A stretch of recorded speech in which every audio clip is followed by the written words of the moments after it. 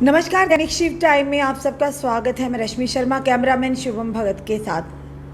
जी दर्शकों, हाजिर हैं अपनी दर्शकों का कुछ महत्वपूर्ण जानकारियां लेकर। जो ही कोई जानकारियां आती है, हमारा कर्तव्य बन जाता है अपनी जनता के समक्ष उन जानकारियों को लाना, जनता को अवगत करवाना। जिस तरह से आप जानते हैं 5 अगस्त 2019 के बाद जो जम्मू कश्मीर केंद्र शासित प्रदेश बन गया, और वही जिस तरह से हम बताना चाहेंगे आपको, जम्मू कश्मीर अलग यूटी बना दिया गया और लद्दाख को अलग यूटी बना दिया गया। और बात करें, कुछ बदलाव, हेर फेर भी हुए, बदलाव भी किए गए। और जिस तरह से जनता जानती है, जम्मू कश्मीर हाई कोर्ट,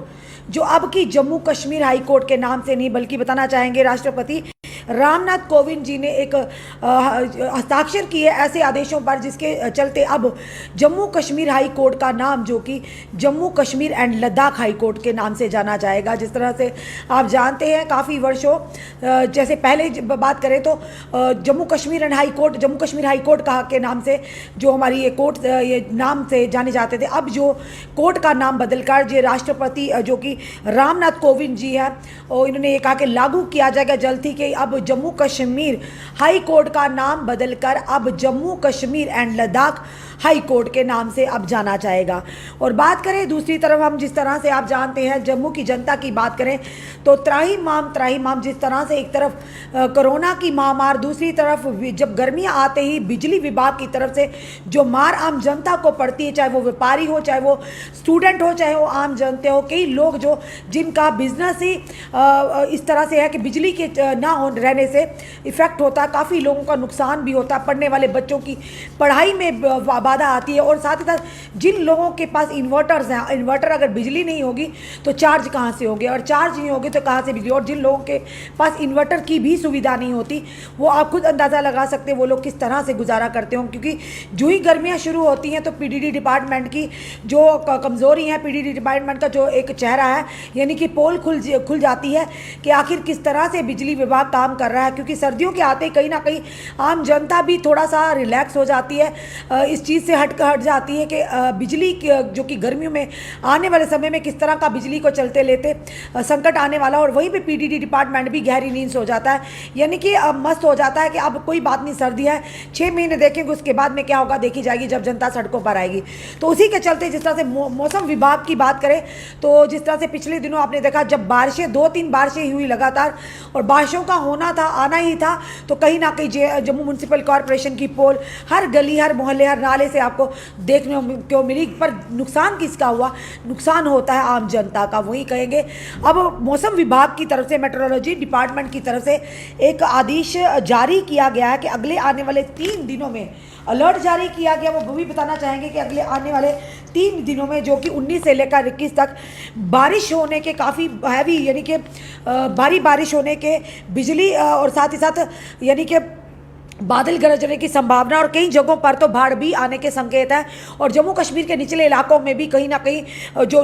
बाढ़ का पानी है वो आने का है। कहीं ना कहीं ये कहेंगे कि बाढ़ भी आने के अमकान हैं। और साथ ही साथ ये भी कहना चाहेंगे अपनी जनता को कि जो लोग इस समय पहाड़ी इलाकों में घूमने के लिए अपने जिनको छुट्टियाँ भी हैं, चाहे वो कोर्ट की बात करें, चाहे स्कूलों की बात करें, अगर परिवार वाले जो हैं कहीं ना कहीं चाहते हैं बच्चों को छुट्टियाँ, तो हम घूमने के लिए पहाड़ी इलाकों में जाएंगे, उनके लिए भी चेतावनी है कि अगर वो लोग गए हैं तो जल्द से जल्द अपने घरों को वापस लौटिए। क्योंकि अगले आने वाले 3 दिनों में, यानी 19 से लेकर 21 की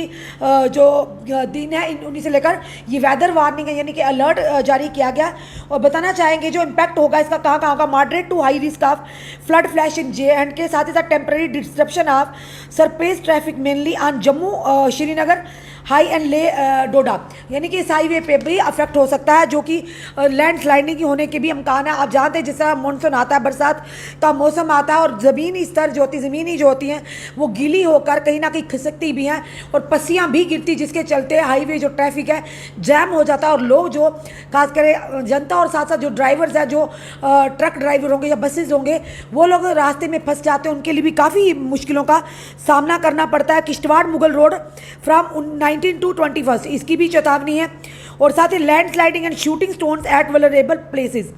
water logging and minor floods, overflow lying areas, suspension of agriculture and horticulture operations during above period. इस दौरान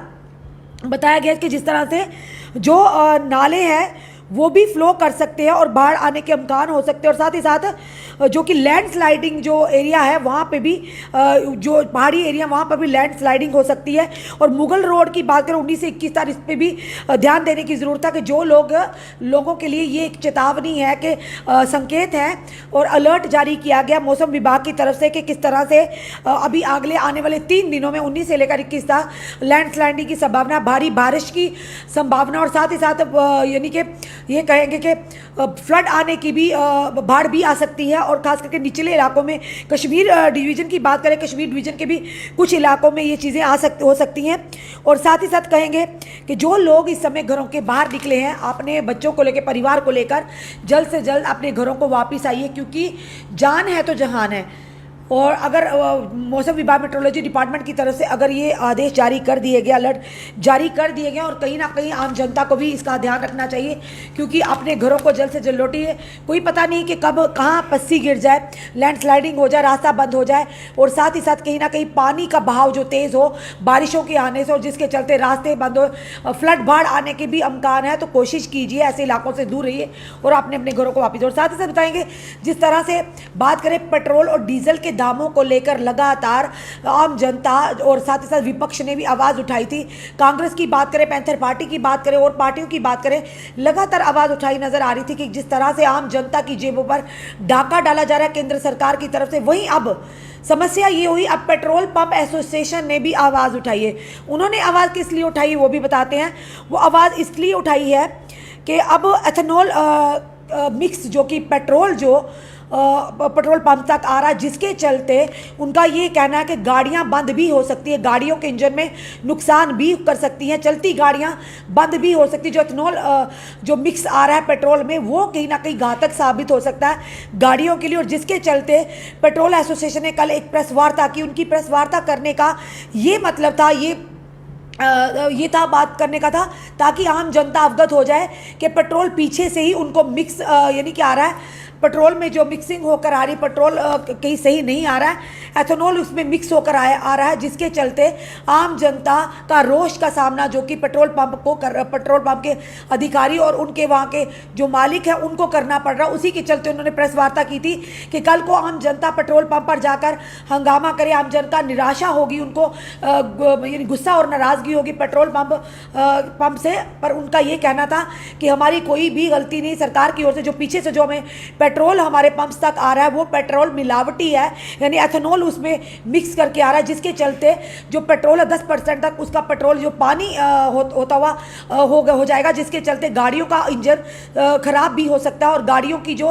माइलेज है वो भी उसमें भी कमी आ सकती है। जिस तरह से कल पेट्रोल पंप एसोसिएशन ने इस पर बहुत बड़ा खुलासा किया और कहीं ना कहीं केंद्र सरकार को इस पर जरूर कार्रवाई करनी चाहिए और केंद्र सरकार को इसका संज्ञान लेना चाहिए, क्योंकि लाखों करोड़ों लोग जिनके पास गाड़ियां हैं वो इसी विश्वास के साथ पेट्रोल पंप तक जाते हैं, क्योंकि पेट्रोल पंप पे जाके पेट्रोल डलवाकर अगर गाड़ियां ही खराब करनी है तो कहीं ना कहीं बहुत बड़ा चिंता का विषय है। लोग बहुत मेहनत की कमाई से पाई जोड़कर गाड़ियां लेते हैं अपने परिवार की सुख सुविधा के लिए, अपनी सुविधा के लिए, और अगर वही पेट्रोल पंप जब डलवाने जिससे गाड़ियां चलती हैं अगर जाकर इस तरह की गाड़ियों को खराब होने का आदेश हो तो खुद सोचिए किस तरह जनता कहाँ जाएगी। यानी कि हर तरफ बात करें, अल्टीमेटली चारों तरफ से घुमा कर देखें तो आम जनता को ही इसका खमियाजा भुगतना पड़ रहा है। तो कब हमारी जनता की जो परेशानियां हल होंगी, क्योंकि जनता चाहे एलपीजी की बात करें, पेट्रोल डीजल की बात करें और बेरोजगारी की बात करें चरम सीमा पर है, तो कब अंकुश लगेगा हमारी जनता की परेशानियों का आखिर कब? क्योंकि डेली वेजर्स, पीडीडी की बात करें, पीएचई की बात करें 10+2 कॉन्ट्रैक्चुअल लेबर्स की बात करें, डेंटल सर्जन्स की बात करें, एसपीओस की बात करें, सीआईएसएफ बीएसएफ के एस्पिरेंट्स की बात करें, होमगार्ड्स की बात करें, किस की बात करें, आम जनता की बात करें,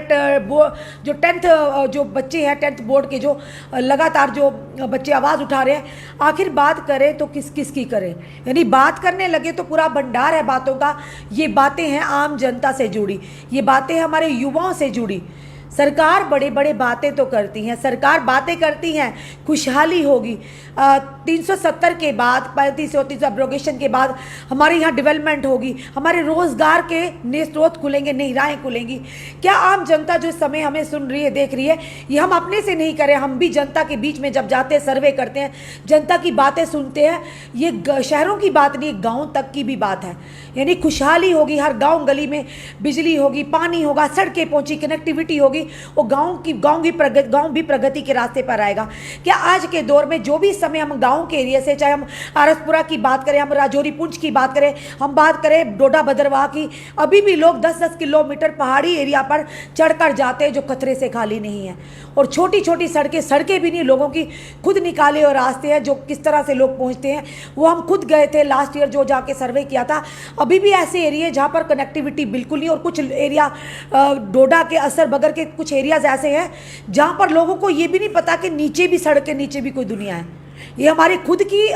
जो हमने अपने जो सर्वे किया था, हमने खुद का एक्सपीरियंस उसी को शेयर करें अपनी जनता के साथ कि वादे तो आप करते हैं, क्या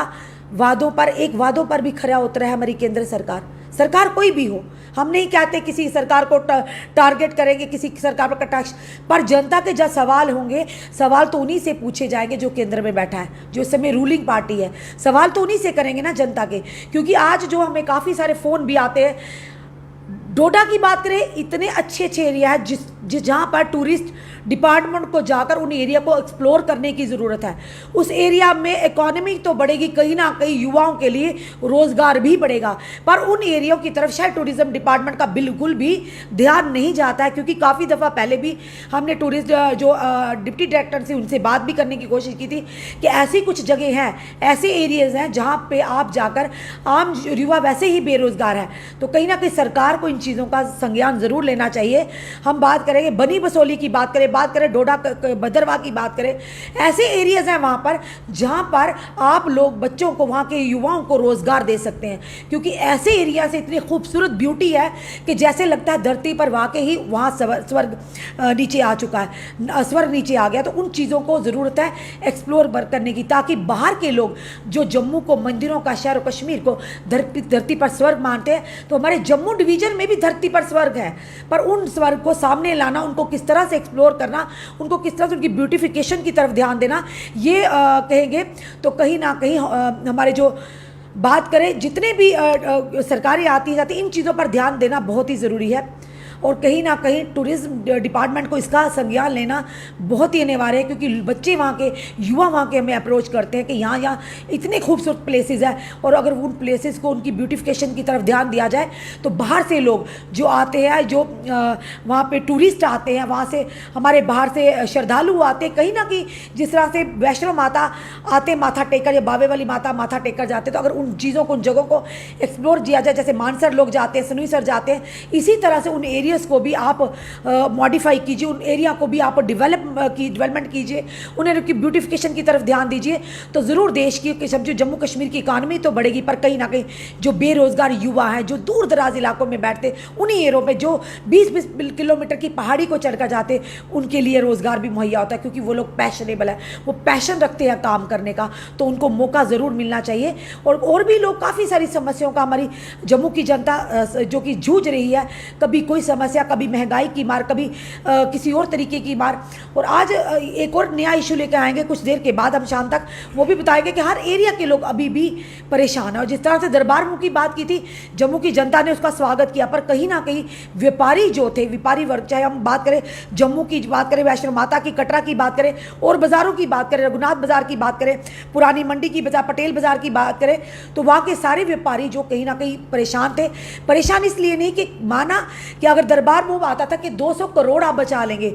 सरकार का यही कहना है, प्रशासन का, कि 200 करोड़ बचाएंगे, पर 200 करोड़ बचाएंगे तो सही, वो तो सरकार के खाते में जाएगा, पर बात ये जो हमारा व्यापारी वर्ग, जो जनता जो भोगेगी, उसकी भरपाई कौन करेगा। ये हम जनता के सवाल अपनी सरकार और प्रशासन तक ला रहे हैं कि उनका कहना है कि हमारा रोज़गार इन्हीं चीज़ों पर चलता था कि 6 महीने श्रीनगर वेट करते थे, 6 महीने जम्मू के लोग वेट करते थे कि आहिस्ता आहिस्ता जब यहाँ पर दरबार मुँह आता था, क्योंकि जब भी दरबार मुँह यहाँ पर आता था, क्योंकि जिस तरह से आप जानते हैं कश्मीर का टेम्परेचर तो 0 डिग्री से भी नीचे चला जाता, तो जम्मू का टेम्परेचर रहने लायक होता था, जिसके चलते वो खुद नहीं बल्कि पूरा परिवार उनका यहाँ आता था, जिसके चलते यहाँ के व्यापारियों की जो आमदनी बढ़ती थी, यहाँ की खरीदो फरोख्त वो लोग करके यहाँ से जाते थे, क्योंकि जिसके चलते हमारे यहाँ के व्यापारी खुश थे। और इसी के चलते व्यापारी ये कहते हैं, व्यापारी वर्ग का ये कहना कि कहीं ना कहीं दरबार बुक ना होने से व्यापारी वर्ग को काफ़ी सारा नुकसान हुआ। एक तरफ से अब जिस तरह से जानते कोरोना की महामारी से, वैसे ही जम्मू कश्मीर का व्यापारी का आम जनता भी काफ़ी जूझ रही है अभी तक उस तकलीफ से, यानी उस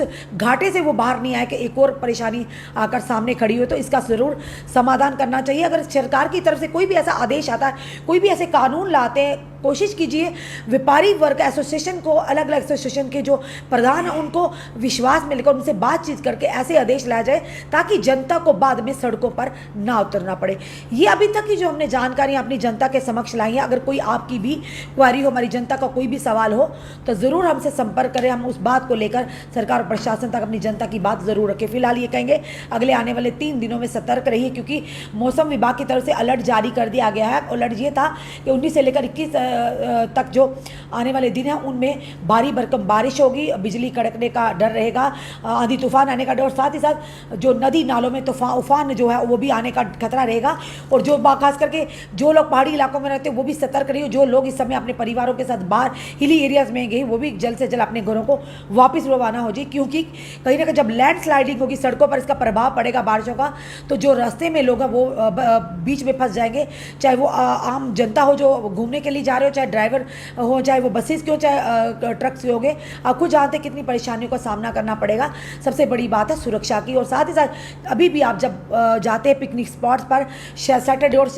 संडे को, तो कोशिश कीजिए आप कोविड-19 के प्रोटोकॉल को ज़रूर फॉलो कीजिए। और साथ ही साथ जो कि मास्क पहनकर निकलिए घरों से, और कोशिश कीजिए भीड़ भाड़ वाले इलाकों से दूर ही रहिए, क्योंकि अभी भी कोविड का प्रकोप हमारे सर से नहीं निकला है, नहीं गया है कि हमें मिलकर इस कोविड की महामारी को भगाना है। क्योंकि जिस तरह से आपने देखा कुछ सोशल मीडिया के माध्यम से भी तस्वीरें और वीडियोस आ रहे थे कि लोग बताए मनाली और ये हिमाचल वाली साइड, यानी कि मकलोडगंज की साइड, देखा आपने कितने लोगों का मतलब इतना हजूम था कि लगता है कि आज जैसे कभी कोरोना था ही नहीं। पर वो नहीं पता कि आने वाले समय में वो कितनी बड़ा खतरा लेकर हम हर एक के लिए, पूरी जनता के लिए लेकर कितना बड़ा खतरा लेकर आएंगे। तो कोशिश कीजिए, ज़िंदगी रहेगी, सुरक्षित रहेंगे तो खुशियाँ भी मनाएंगे, त्यौहार भी मनाएंगे और पिकनिक स्पॉट्स पर भी जाएंगे। पर कोशिश कीजिए खुद भी सुरक्षित रहिए, अपने परिवार को भी, अपने समाज को भी सुरक्षित रखिए, क्योंकि ये दायित्व हमें खुद भी निभाना है। तो दर्शकों, ये था अभी तक का अपडेट। जुड़े रहिए ऐसे हमारे साथ अगले अपडेट के लिए। इस वीडियो को ज़्यादा से ज़्यादा शेयर कीजिए और जुड़े रहिए ऐसे हमारे साथ। जय हिंद, जय भारत।